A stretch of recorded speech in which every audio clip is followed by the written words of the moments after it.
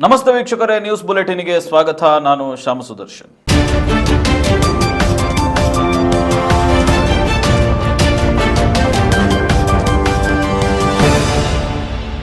ಧರ್ಮಸ್ಥಳದಲ್ಲಿ ಹೆಣ ಹೂತಿದ್ದೇನೆ ಅನ್ನುವಂಥ ಪ್ರಕರಣಕ್ಕೆ ಸಂಬಂಧಿಸಿದಂತೆ ಅನಾಮಧೇಯ ವ್ಯಕ್ತಿಯೊಬ್ಬ ಬಂದು ಈಗಾಗಲೇ ಏನು SIT ತನಿಖೆ ನಡೆಯಿತು, ಅದಾದ ಬಳಿಕವೂ ಕೂಡ ಆತ ಹೇಳಿದಂಥ ಎಲ್ಲ ಪಾಯಿಂಟ್ನಲ್ಲೂ ಉತ್ಖನನಗಳು ನಡೆದ ನಂತರವೂ ಕೂಡ ಯಾವುದೇ ರಿಸಲ್ಟ್ ಪತ್ತೆಯಾಗದ ಹಿನ್ನೆಲೆಯಲ್ಲಿ SIT ಒಂದು ಹಂತದಲ್ಲಿ ನಿನ್ನೆ ಉತ್ಖನನ ಕಾರ್ಯವನ್ನು ಸ್ಥಗಿತಗೊಳಿಸಿದೆ. ಆದರೆ ದಿನದಿಂದ ದಿನಕ್ಕೆ ಈ ಪ್ರಕರಣ ಟ್ವಿಸ್ಟ್ನ ಮೇಲೆ ಟ್ವಿಸ್ಟ್ ಅನ್ನು ಪಡೆದುಕೊಂಡು ಹೋಗ್ತಾನೆ ಇದೆ. ನಾವೀಗ ದೃಶ್ಯಾವಳಿಗಳಲ್ಲಿ ನೋಡ್ತಾ ಇದ್ದೇವೆ. ಏನು SIT ಅಧಿಕಾರಿಗಳು ಏನು ಸ್ಥಳದಲ್ಲಿ ಮೊನ್ನೆ ಕೊನೆಯ ಹಂತದ ಕಾರ್ಯಾಚರಣೆ, ನಿನ್ನೆ ಮತ್ತು ಮೊನ್ನೆ ನಡೆದಂತ ಕೊನೆಯ ಹಂತದ ಕಾರ್ಯಾಚರಣೆಯ ದೃಶ್ಯಾವಳಿಗಳನ್ನು ನೋಡ್ತಾ ಇದ್ದೇವೆ. ಯಾವ ಮಟ್ಟಿಗೆ ಈ ಅನಾಮಧೇಯ ದೂರುದಾರ ಜನರನ್ನ ಮಿಸ್ಲೀಡ್ ಮಾಡತಕ್ಕಂತ ಮತ್ತು ಇಲಾಖೆಯನ್ನೇ ಮಿಸ್ಲೀಡ್ ಮಾಡತಕ್ಕಂತ ಕೆಲಸವನ್ನ ಮಾಡಿರುವಂತಹದ್ದು ಮೇಲ್ನೋಟಕ್ಕೆ ಇದೀಗ ಸಾಬೀತಾಗಿರುವಂತಹದ್ದು. ಯಾಕೆ ಅಂತ ಕೇಳಿದ್ರೆ ಒಂದು ಕಂಪ್ಲೇಂಟ್ ಅನ್ನ ಈತ ಕೊಡ್ತಾನೆ. ಆ ಕಂಪ್ಲೇಂಟ್ ನ ಬಳಿಕ ಆತ ತೋರಿಸಿರ್ತಕ್ಕಂಥ ಪ್ರತಿ ಏನು ಪಾಯಿಂಟ್ ನಲ್ಲೂ ಕೂಡ ಏನು ನೆಗೆಟಿವ್ ಆಗಿರತಕ್ಕಂಥ ರಿಸಲ್ಟ್ ಬಂದಿರುವಂತಹದ್ದು ಒಂದನ್ನು ಹೊರತುಪಡಿಸಿ. ಆದ್ರೆ ಇದೀಗ ದೊಡ್ಡ ಮಟ್ಟಿನಲ್ಲಿ ಈ ವಿಚಾರ ಚರ್ಚೆ ಆಗ್ತಾ ಇದೆ. ರಾಜ್ಯಾದ್ಯಂತ ಹೋರಾಟಗಳು ನಡೀತಾ ಇದೆ. ಮಾತ್ರ ಅಲ್ಲ, ಈ ಹೊತ್ತಿನಲ್ಲಿ ಯಾರು ಅನಾಮಧೇಯ ದೂರುದಾರ ಯಾರಿದ್ದಾನೆ ಆತನ ವಿರುದ್ಧ ಕಠಿಣವಾದಂತ ಕಾನೂನು ಕ್ರಮ ಆಗಬೇಕು. ಮಾತ್ರ ಅಲ್ಲ, ಇದರ ಹಿನ್ನೆಲೆಯಲ್ಲಿ ಯಾರ್ಯಾರಿದ್ದಾರೆ ಅವರ ಮೇಲೂ ಕೂಡ ಕಾನೂನು ಕ್ರಮ ಆಗಬೇಕು ಅನ್ನುವ ದೃಷ್ಟಿಯಲ್ಲಿ ಹೋರಾಟಗಳು ರಾಜ್ಯಾದ್ಯಂತ ನಡೀತಾ ಇರುವುದನ್ನು ನಾವು ಗಮನಿಸ್ತಾ ಇದ್ದೇವೆ. ಈ ನಡುವಿನಲ್ಲಿ ನಿನ್ನೆ ಒಂದು ಹೊಸ ಟ್ವಿಸ್ಟ್ ಅಂತಾನೆ ಹೇಳ್ಬೋದು ಈ ಪ್ರಕರಣಕ್ಕೆ. 2 ಜನ ವ್ಯಕ್ತಿಗಳು ಏನು SIT ಅಧಿಕಾರಿಗಳ ಮುಂದೆ ಬಂದು ಅವರು ಕೂಡ ಒಂದು ಅರ್ಜಿಯನ್ನ ಕೊಡ್ತಾರೆ. ಆ ಅರ್ಜಿಯಲ್ಲಿ 2 ಜನರು ವಿಭಿನ್ನವಾಗಿರತಕ್ಕಂಥ ಹೇಳಿಕೆಯನ್ನ ನೀಡಿರುವಂತಹದ್ದು ಅತ್ಯಂತ ಕುತೂಹಲಕ್ಕೆ ಕಾರಣವಾಗಿದೆ ಮತ್ತು SIT ಅಧಿಕಾರಿಗಳಿಗೂ ಕೂಡ ಗೊಂದಲವನ್ನು ಉಂಟು ಮಾಡಿದೆ. ಹಾಗಾದ್ರೆ ಅವರು SIT ಕಚೇರಿಗೆ ಬಂದ ನಂತರ ಮಾಧ್ಯಮಗಳ ಜೊತೆ ಮಾತಾಡಿದ್ದಾರೆ. ಏನ್ ಹೇಳಿದ್ದಾರೆ ಅವರು ಕೇಳ್ಕೊಂಡು ಬರೋಣ. ಆಫೀಸ್ ಬಂದು ನಮ್ಮ ಮುಖ್ಯಸ್ಥರ ಹತ್ರ ಪ್ರಣಬ್ ಮಹಂತಿ ಅವರ ಹತ್ರ ಮಾತಾಡಿದ್ವಿ. ನಾವು ಅಲ್ಲಿ ನೇತ್ರಾವತಿಯಲ್ಲಿ ಸುಮಾರು ಒಂದು 40 ವರ್ಷದಿಂದ ಅಂಗಡಿ ಇತ್ತು. ನಾನು 2003ರಿಂದ 2017 ತನಕ ಅಂಗಡಿಯಲ್ಲಿ ಇದ್ದೆ. ಆವಾಗ ನಾನು ಅಲ್ಲಿ ತುಂಬ ಹೆಣಗಳು ಹೂತಾಕೋದನ್ನು ನೋಡಿದ್ದೇನೆ. ಆ ಸ್ಥಳದಲ್ಲಿ ಯಾರು ಹೂತಾಕ್ತಿದ್ರು? ಅಲ್ಲಿ ಕೆಲಸಕ್ಕಿದ್ರು, ಕಸ ಗುಡಿಸೋರು ಒಂದು 3-4 ಜನ ಇದ್ದರು. ಅದರಲ್ಲಿ ಈಗ ಭೀಮಾ ಅನ್ನುವಂಥ ವ್ಯಕ್ತಿ, ಅದೇ ಥರ ಒಂದು ವ್ಯಕ್ತಿನ ನಾನು ನೋಡಿದ್ದೀನಿ ಅಲ್ಲಿ. ಅದೇ ಥರ ಮೈಕಟ್ಟಿದ್ದ ವ್ಯಕ್ತಿ ಅವನೇ ಇರ್ಬೋದಂತ ನಮಗೊಂದು ಅನಿಸಿಕೆ ಇದೆ. ಅಲ್ಲ, ಈಗ ಇರುವಂತಹ ವ್ಯಕ್ತಿಗೂ ನೀವು ನೋಡಿರುವಂಥ ವ್ಯಕ್ತಿಗೂ ಹೋಲಿಕೆ ಇದೆ ಹೇಗೆ ಅಂತ? ಇದೆ ಸರ್, ಹೋಲಿಕೆ ಇದೆ. ಅದೇ ಥರ ಇದ್ದಾನೆ ಸರ್. ಅದು ಶರೀರದ ಮೈಕಟ್ಟು ನೋಡ್ಬೇಕಾದ್ರೆ ಅದೇ ಥರ ಇದ್ದಾನೆ. ಈಗ ಅವನು 98 ಇಸವಿಯಿಂದ ಇದ್ದಾನೆ ಅಂತ ಹೇಳಿದ್ರೆ ಆ ವ್ಯಕ್ತಿನೇ ಆಗಿರ್ಬೋದು ಅನ್ಸುತ್ತೆ. ಹೆಸರು ಏನಾದರೂ ಗೊತ್ತಿದೆ? ಹೆಸರು ನಮಗೆ ಅವಾಗ ಗೊತ್ತಿದೆ, ಅದು ಬಟ್ ನಾವು ಈ ಮಾಧ್ಯಮದಲ್ಲಿ ಹೇಳಂಗಿಲ್ಲ. ಅಲ್ಲ, ಅವ ಯಾರು? ಅಲ್ಲ, ಇವ ಅಲ್ದಿದ್ರೆ ಅವ ಯಾರು? ಇಲ್ಲ, ಅದು ಹೇಳಕ್ ಬರೋದಿಲ್ಲ ಸರ್. ಅದೀಗ ತನಿಖೆ ಹಂತದಲ್ಲಿ ಇರಬೇಕಾದ್ರೆ ನಾವು ಹೇಳಿದ್ರೆ ಸಮಸ್ಯೆ ಆಗ್ತದೆ. ಅದು SIT ತನಿಖೆ ಆಗ್ತಿದೆ. ನೀವು ನೋಡ್ತಾ ಇದ್ದು ಅಂದ್ರೆ ಏನ್ ನೋಡ್ತಾ ಇದ್ರಿ ಹೇಳಿ? ನೋಡ್ತಾ ಇದ್ದಾನೆಲ್ಲ ನಾನು ಅಂಗಡಿಯಲ್ಲಿ ಇರಬೇಕಾದ್ರೆ ಅಂಗಡಿ ಎದುರುಗಡೆ ಇವಾಗ ನಂಬರ್ 1 ಪಾಯಿಂಟ್ ಒಂದು ಮಾಡಿದ್ರಲ್ಲ ಸರ್, ಅಲ್ಲಿ ಏನೋ ಊಟ ಹಾಕೋದನ್ನು ಕೂಡ ನಾನು ಅಂಗಡಿಯಿಂದನೇ ನೋಡಿದ್ದೇನೆ ಸರ್. ನೇತ್ರಾವತಿ ಸ್ನಾನಘಟ್ಟದ ಹತ್ರನೇ ಇತ್ತು. ಅವಾಗ ನಾನು ನೋಡಿದ್ದೇನೆ ಅಲ್ಲಿ. ಎಷ್ಟು ಜನ ಇದ್ರು ಎಲ್ಲ ಹೇಳಿ ಕ್ಲಿಯರ್ ಆಗಿ. ನಾವು ಅಂಗಡಿಯಲ್ಲಿ ಇರಬೇಕಾದ್ರೆ ಅಲ್ಲಿ ಒಂದು ಅಂಬಾಸಿಡರ್ ಗಾಡಿಯಿಂದ ಕೆಲವು ಸತಿ ಅಂಬಾಸಿಡರ್ ಗಾಡಿಯಲ್ಲಿ ಬರ್ತಿತ್ತು. ಅದರ ಡಿಕ್ಕಿ ತೆಗೆದು ಹೆಣ ತೆಗೆದು ನಮಗೆ ಕಾಣ್ತಿತ್ತು ಸರ್. ಅಲ್ಲಿ ಒಂದು ಆಫೀಸ್, ಎನ್ಕ್ವೈರಿ ಆಫೀಸ್ ಇತ್ತು. ಅದರ ಹಿಂಭಾಗದಲ್ಲಿ ಅಲ್ಲಿ ತಗೊಂಡು ಹೋಗ್ತಿದ್ರು ಸರ್. ಒಬ್ಬರೇ ಬರ್ತಾಯಿದ್ರೆ ಅದ್ರ ಜೊತೆ ಯಾರ್ಯಾರು ಬರ್ತಾರೆ? ಹೆಣ ಊತಾಕ್ಬೇಕಾದ್ರೆ ಒಂದು 2-3 ಜನ ಇದ್ರು ಸರ್ ಅದರಲ್ಲಿ. ಅಲ್ಲ, ಇವ್ರು ಹೇಳುದು ನಾನು ಒಬ್ಬನೇ ಅಂತ. ಯಾರು ಇಲ್ಲ, ನಾನು ನೋಡುವ ವ್ಯಕ್ತಿ ಇರುವಾಗ ಜನ ಇದ್ದವರು ಸಹ ನಾನು ನೋಡಿದ್ದೇನೆ. ಪೊಲೀಸ್ ಏನು ಇದ್ದದ್ದು ನಾನು ನೋಡಲಿಲ್ಲ ಸರ್. ಇಲ್ಲ ಕಾಣಲಿಲ್ಲ ಸರ್. ಡಾಕ್ಟರ್ ಇದ್ದ ಸಹ ನಾನು ನೋಡಲಿಲ್ಲ. ಏನೋ ಉತ್ಸವ ಟೈಮಲ್ಲಿ ಡಾಕ್ಟರ್ ನೋಡಲಿಲ್ಲ. ಮತ್ತೆ ಈಗ 13ನೇ ಪಾಯಿಂಟ್ ಅಂತ ಇದೆಯಲ್ಲ ಸರ್, ಅಲ್ಲಿ ಕೂಡ ನಾನು ನೋಡಿದೆ. ನನ್ನ ಅಂಗಡಿ ಬ್ಯಾಕ್ ಸೈಡ್ ಬರ್ತದೆ 13ನೇ ಪಾಯಿಂಟ್. ಅದರ ಮೇಲ್ಗಡೆ ಒಂದು ಟಾಯ್ಲೆಟ್ ಇತ್ತು. ನಾವಲ್ಲಿ ಹೋಗ್ಬೇಕಾದ್ರೆ ಸಂಜೆ ಹೊತ್ತಿನಲ್ಲಿ ಒಂದು 5 ಗಂಟೆ ಹೊತ್ತಿನಲ್ಲಿ ಹೂತಾಕೋದನ್ನು ನೋಡಿದ್ದೇನೆ ನಾನು. ಒಬ್ಬನೇ ಹೂಳುತ್ತಾ ಅಥವಾ ತುಂಬ ಜನ ಇರ್ತಾರ? ಅಲ್ಲಿ ಒಬ್ಬನೇ ಹೂಳೋದನ್ನು ಕೂಡ ನೋಡಿದ್ದೇನೆ ನಾನು. ಒಬ್ಬನೇ ಒಂದು ಕೈಗಾಡಿ ಥರ ಕಾಣ್ತಿತ್ತು. ಅದರಲ್ಲಿ ಒಂದು ಬಾಡಿ ಮಲಗಿಸ್ತಾರ ಇತ್ತು ಸರ್. ಅಲ್ಲಿ ಮಣ್ಣು ತೆಗಿತಿದ್ದನ್ನು ನಾನು ನೋಡಿದ್ದೇನೆ ಸರ್. ಹಾಗೆ ಆ ವಿಚಾರವನ್ನು ನಾನು ಹೇಳೋಣ ಅಂತ ಮೊನ್ನೆ 6ನೇ ತಾರೀಕಿಗೆ ಇಲ್ಲಿ SIT ಆಫೀಸಿಗೆ ಬಂದಿದ್ದೆ. ಆಗ ಸಾಹೇಬರು ಪ್ರಣವ್ ಮೋಹಂತಿ ಸರ್ ಹೇಳಿದರು, ನೀವು ಧರ್ಮಸ್ಥಳ ಸ್ಟೇಷನಲ್ಲಿ ಕಂಪ್ಲೇಂಟ್ ಕೊಡಿ ಅಂತ. ನಾವು ಕಂಪ್ಲೇಂಟ್ ಕೊಟ್ಟರೆ ತಗೊಳ್ಳಲ್ಲ ಸರ್, ನೀವು ಒಂದು ಇಂಬಾರ ಲೆಟ್ರ್ ಕೊಡಿ ಸರ್ ಅಂತ ಹೇಳಿದ್ದೆ.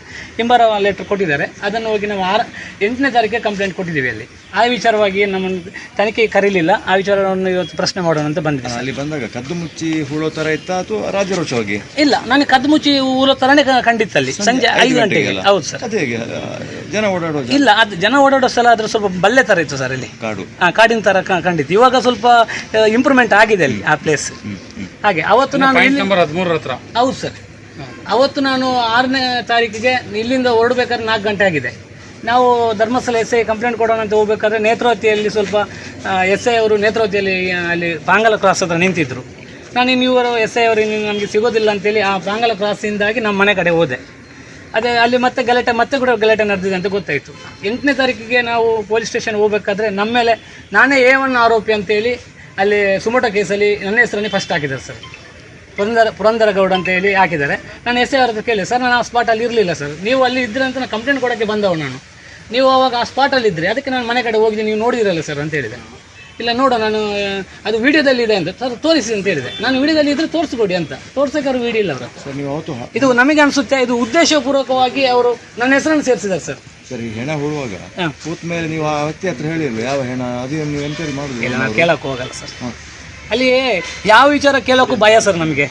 ಇವಾಗ ಸ್ವಲ್ಪ ಧೈರ್ಯ ಬಂದಿದೆ. ಅಂದರೆ ಮುಖ್ಯಮಂತ್ರಿಗಳು ಒಂದು SIT ರಚನೆ ಮಾಡಿದ್ದಾರೆ.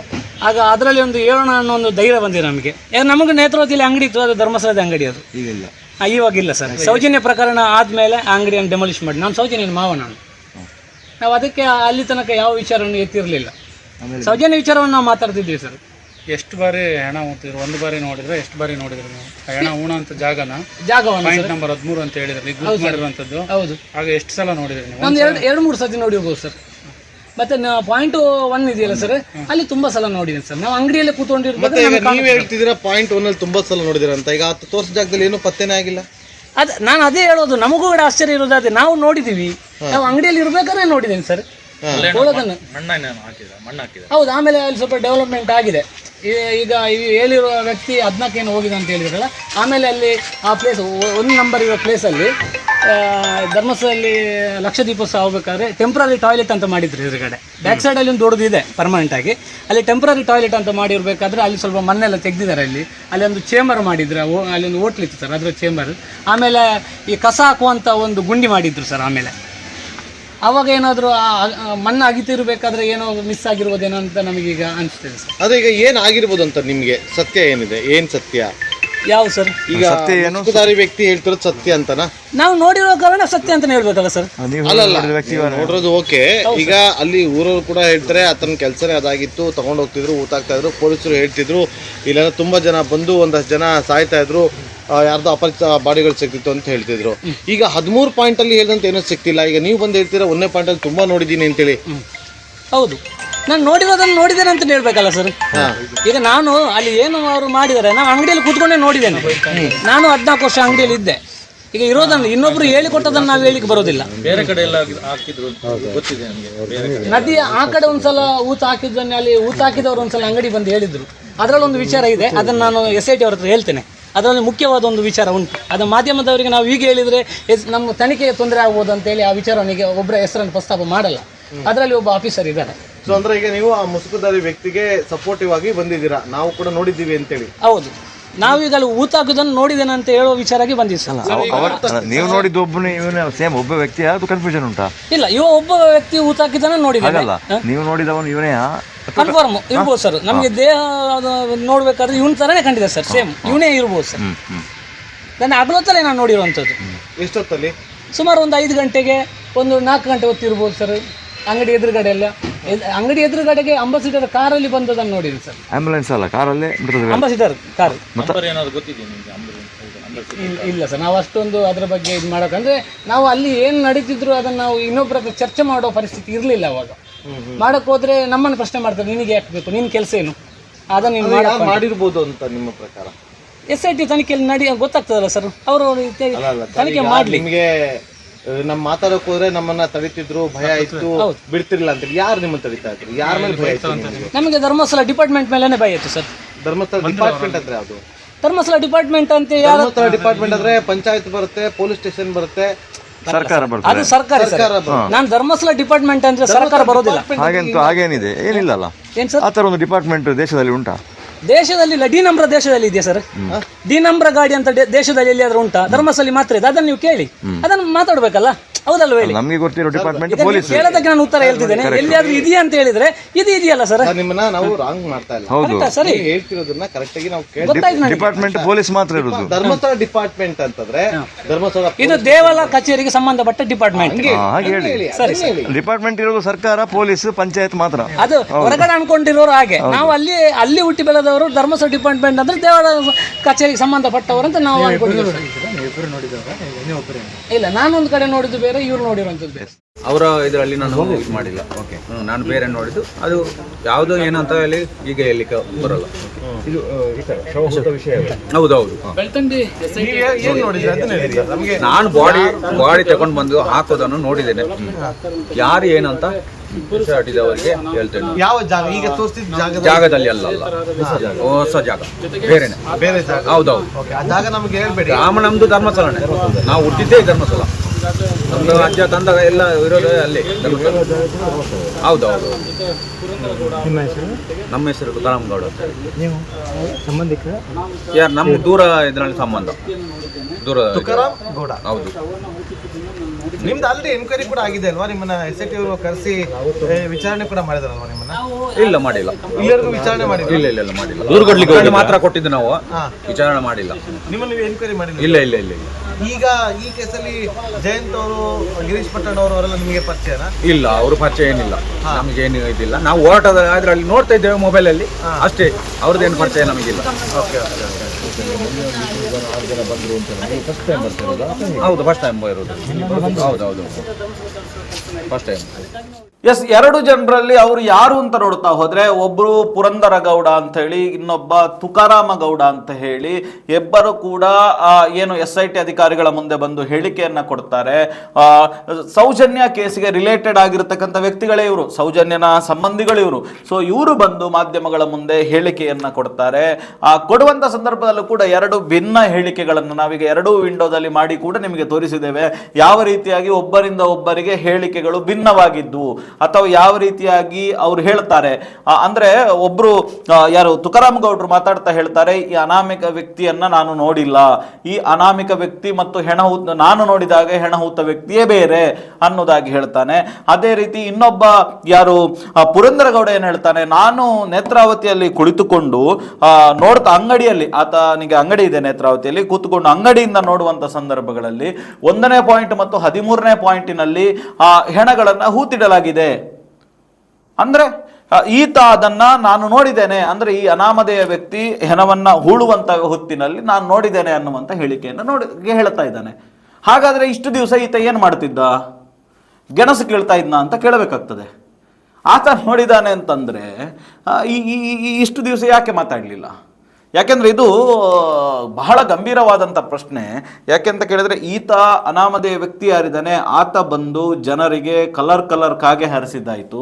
ಇದೀಗ ಇವರಿಬ್ಬರು ಸೇರ್ಕೊಂಡಿದ್ದಾರೆ ಅದ್ರ ಜೊತೆಗೆ ಅಂತಾನೆ ಹೇಳಬೇಕಾಗತ್ತೆ. ಯಾಕೆಂತ ಕೇಳಿದ್ರೆ, ಈ ಪ್ರಕರಣವನ್ನ ನೋಡ್ತಾ ಹೋದ್ರೆ 99% ಸುಳ್ಳು ಮತ್ತು 1% ಸತ್ಯ ಈ ಪ್ರಕರಣದ ಹಿಂದೆ ಕಾಣ್ತಾ ಇದೆ.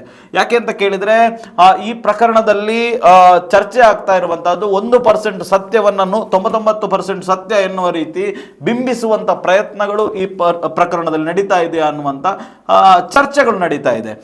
ಎಲ್ಲ ಒಂದು ಕಡೆ ಈ ಪ್ರಕರಣದ ಸತ್ಯಾಸತ್ಯತೆಗಳನ್ನ ಬೆನ್ನು ಹತ್ತಿ ಹೋದಂತ ಮಾಧ್ಯಮಗಳಿಗೂ ಕೂಡ ಇದು ಎಷ್ಟರ ಮಟ್ಟಿಗೆ ನಂಬಲು ಯೋಗ್ಯವಾದಂತ ಪ್ರಕರಣ ಅನ್ನುವಂತಹದ್ದು ಇದೀಗ ಕಾಣುತ್ತಾ ಇರುವಂತಹದ್ದು. ಇದನ್ನು ಪ್ರಶ್ನೆ ಮಾಡಿದ್ರೆ ಮಾಧ್ಯಮಗಳ ಮೇಲೆ ಆಕ್ರಮಣಗಳನ್ನು ಮಾಡತಕ್ಕಂಥದ್ದು, ಮಾಧ್ಯಮಗಳ ಮೇಲೆ ನಿರಂತರವಾಗಿ ಸಾಮಾಜಿಕ ಜಾಲತಾಣಗಳಲ್ಲಿ ತೇಜೋವಧೆ ಮಾಡ್ತಾ ಇರುವಂತಹದ್ದು ನಾವು ಕಾಣ್ತಾ ಇದ್ದೇವೆ. ಆದ್ರೆ ಇದೀಗ ಪೊಲೀಸ್ ಇಲಾಖೆ ಕೂಡ ಎಚ್ಚೆತ್ತುಕೊಂಡು ಅನೇಕ ಪ್ರಕರಣಗಳು ಈ ಕುರಿತಂತೆ ಬೆಳ್ತಂಗಡಿ ಮತ್ತು ಧರ್ಮಸ್ಥಳ ಠಾಣಾ ವ್ಯಾಪ್ತಿಯಲ್ಲಿ ದಾಖಲಾಗ್ತಾ ಇದೆ. ಅದರ ಜೊತೆಗೆ ಇದೀಗ ಏನು ಈ ಪ್ರಕರಣವನ್ನ ನೋಡ್ತಾ ಹೋದ್ರೆ, ದಿನಕ್ಕೆ ಒಂದು ಟ್ವಿಸ್ಟ್ ಅನ್ನ ಕೊಡ್ತಾ ಇರುವಂತ, ಯಾರು ಈ ತರದ ಹೇಳಿಕೆಗಳನ್ನು ಕೊಡ್ತಾರೆ ಮತ್ತು ಯಾರು ಈ ತರ ಮಿಸ್ಲೀಡ್ ಅನ್ನ ಮಾಡ್ಲಿಕ್ಕೆ ಹೊರಡ್ತಾ ಇದ್ದಾರೆ ಅವರನ್ನು ಕೂಡ ತನಿಖೆ ಆಗಬೇಕು ಅನ್ನುವಂತ ದೊಡ್ಡ ಮಟ್ಟಿನ ಆಗ್ರಹವೂ ಕೂಡ ಕೇಳಿ ಬರ್ತಾ ಇರೋದನ್ನ ಕಾಣ್ತೇವೆ.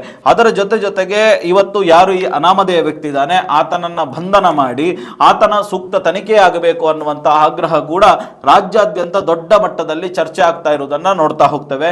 ಇನ್ನು ಈ ಕೇಸಿನ ಅಪ್ಡೇಟ್ ಅನ್ನು ನೋಡ್ತಾ ಹೋದ್ರೆ ಇವತ್ತು SIT ಬಹುತೇಕ ಮಧ್ಯಂತರ ವರದಿಯನ್ನ ಸಲ್ಲಿಸ್ತಕ್ಕಂಥ ಎಲ್ಲ ಲಕ್ಷಣಗಳು ಕಾಣ್ತಾ ಇದೆ.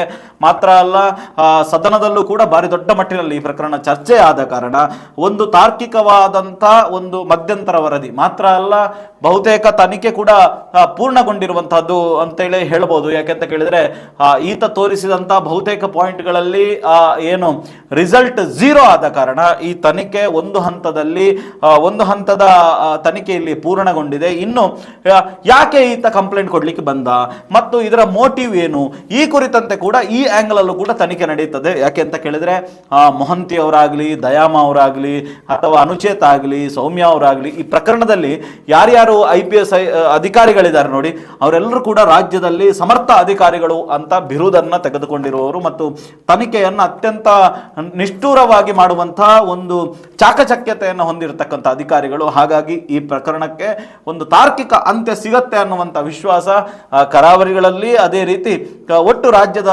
ಜನತೆಯಲ್ಲಿರುವಂತಹದ್ದು. ಹಾಗಾಗಿ ಈ ತನಿಖೆಯ ಇನ್ನಷ್ಟು ಅಪ್ಡೇಟ್ಗಳನ್ನು ನಾವು ನಿರೀಕ್ಷೆಯಲ್ಲಿದ್ದೇವೆ. ಏನಾಗತ್ತೆ ಅನ್ನೋದನ್ನ ಕಾದು ನೋಡಬೇಕಾಗಿದೆ. ಇದಾಗಿತ್ತು ಈ ಕ್ಷಣದ ಮಾಹಿತಿ. ನಿರಂತರ ಸುದ್ದಿ ಹಾಗೂ ಮನೋರಂಜನೆಗಾಗಿ ನೋಡ್ತಾ ಇರಿ ಕಹಳೆ ನ್ಯೂಸ್. ನಮಸ್ಕಾರ.